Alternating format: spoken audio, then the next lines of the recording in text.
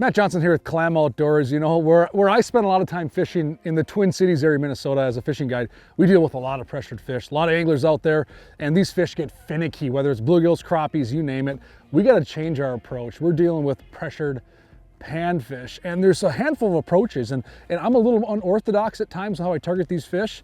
A lot of anglers right off the bat are going to think immediately spring bobber, finesse jigs, and that's going to happen. There's a place for that. But when I'm targeting pressured panfish in large areas where a lot of anglers like to congregate, I'm going a little bigger.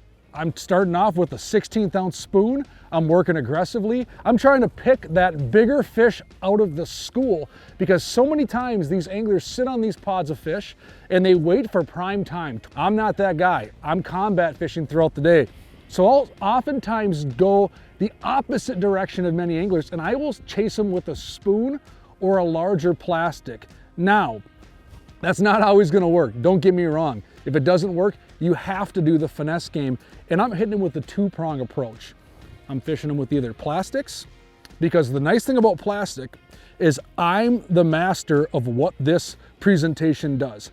I'm not worried about a minnow. I'm not worried about a maggot. I'm not worried about line twist. When you get good at fishing plastics and artificial baits, you're the one in control. And having control when you're targeting finicky, pressured panfish is everything. And I'm targeting them with smaller finesse plastics. And if that doesn't work, I go to a smaller, lightweight, vertical presentation that I can fish really slow, feather down the water column, and it gets these fish to go.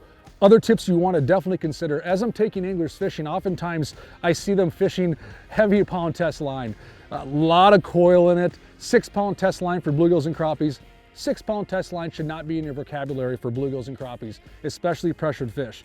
We're fishing 3-pound test line, 2-pound test line, fluorocarbon, and reels that allow you to have the line come off straight and no line twist. So these spooler type reels, line comes straight off, the jig goes straight down, I'm alleviating twist, I'm giving myself control, and I'm pulling line by hand, and I'm working that entire water column. That's something a lot of anglers don't do. They go right down to the bottom. I'm working that entire water column, and I'm fishing slow. We oftentimes fish way too fast for pressured fish. So whether you're fishing bluegills, whether you're fishing crappies, get out there in these pressured waters, use some of these tactics. Try throwing something big at them, give them that one big meal, and if it doesn't go, turn to plastics, turn to finesse approaches. Remember to slow down how you're fishing, and it'll put more fish topside.